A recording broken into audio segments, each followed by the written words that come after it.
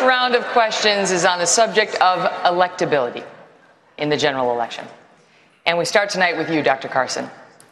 You are a successful neurosurgeon, but you admit that you have had to study up when it comes to foreign policy, saying there's a lot to learn. Your critics say that your inexperience shows. You suggested that the Baltic states are not a part of NATO, and just months ago you were unfamiliar with the major political parties and government in Israel. And domestically, you thought Alan Greenspan had been Treasury Secretary instead of Federal Reserve Chair. Aren't these basic mistakes, and don't they raise legitimate questions about whether you are ready to be president? Well, I could take issue with all of those things, but we don't have time. But I will say we have a debate here tonight, and we will have an opportunity to explore those areas. And I'm looking very much forward to demonstrating that, in fact, the thing that is probably most important is having a brain and to be able to figure things out and learn things very rapidly. So, you know, experience comes from a large number of different arenas.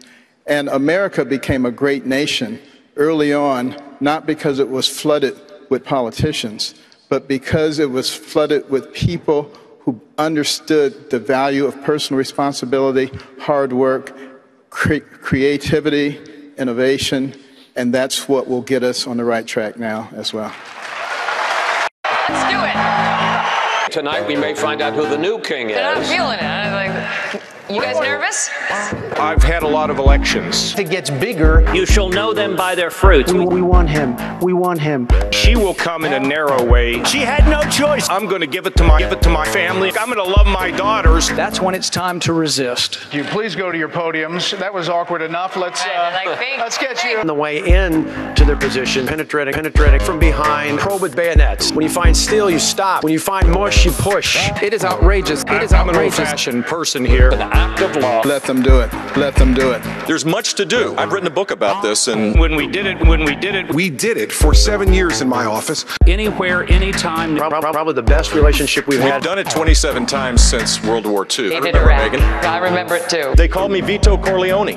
Well, that's awkward. Get in bed. Get in bed. Tie their hands behind their back. We have a good time. Rip up their body. Take a meat axe, kill people, and break things. That's not nice. Call us barbarians. I've taken advantage of only Rosie O'Donnell. Taking advantage. We are being taken advantage of. From behind. I do believe in miracles. Penetrating. From behind. That's what I'm for. Force it down. And do many things. Prostitutes. Hearts are going to be broken. Pimps.